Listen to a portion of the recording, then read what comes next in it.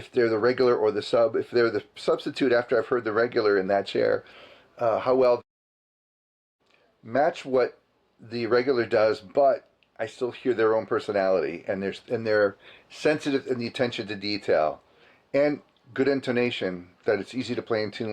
I mean, there's craft stuff too. I think that's really important in that context.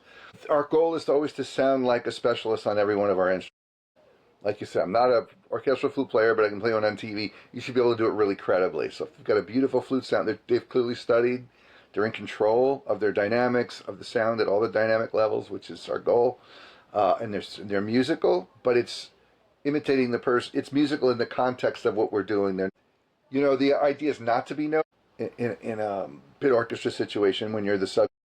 The best compliment you can get is like, "Oh, are you here today? I didn't even know that so and so was out." That's the best compliment. So I think in that context, it's that. If they're a solo performer, it's a recital, or they're playing with a rock or a jazz group or whatever. Then if I hear lots of personality in terms of shaping phrase, something a little bit outside of the norm, if they're improvising, and dynamics are a big deal for me because especially when things are loud, I don't hear enough of that. Of course, in a classical performance. But yeah, I'm looking for personality, all the things that shape a musical personality. I want to hear someone who, even if they're not confident in themselves or performing, that still there's a presence. Something makes you go, whoops. There's two people can have the same sound, but there's something that it's an X factor.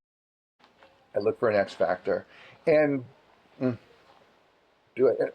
I was going to say, and sometimes people have that X factor, and even when they're subsuming that personality in service of a show, in terms of subbing for somebody, uh, it's still present. You can still tell, oh, so and so's here today, just because I know them, but they're getting the job done. And if it's the regular, how much personality they bring to the role of their whatever their chair requires, and still they're doing it the way the conductor wants. And the conductor, usually those are not mutually exclusive either. The conductor often, when they put an orchestra together, says, "I really would like that person," and how well it fits into does it really stick out, or does it work musically in this context? I think that kind of musical intelligence I'm looking for in anybody, but certainly in a woodwind.